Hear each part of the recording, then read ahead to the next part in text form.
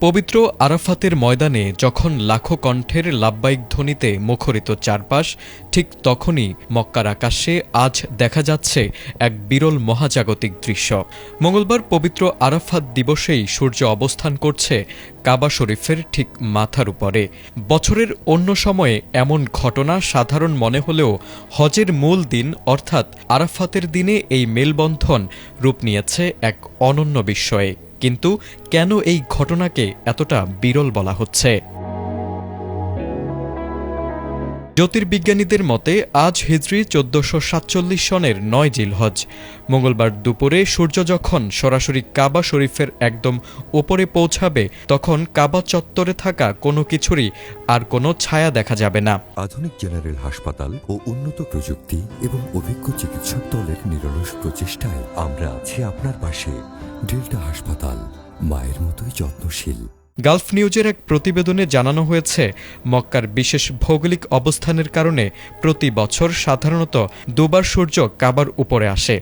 তবে আরাফাত দিবসের সঙ্গে এই ঘটনার কাকতালীয় মিল প্রতি ৩৩ বছরে মাত্র একবারই ঘটে।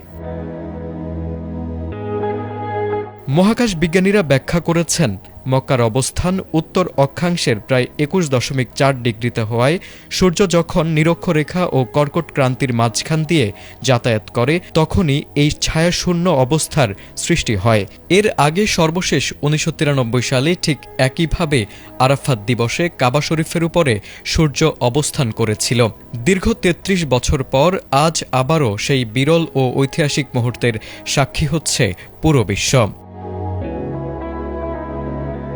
এদিকে পবিত্র কাবার উপরে সূর্যের এমন অবস্থান নিয়ে কোনো ধরনের বিভ্রান্তি বা আতঙ্ক না ছড়ানোর আহ্বান জানিয়েছে সৌদি আরবের জাতীয় আবহাওয়া কেন্দ্র। তারা জোর দিয়ে বলেছে, এটি সম্পূর্ণ একটি স্বাভাবিক ও প্রাকৃতিক ঘটনা।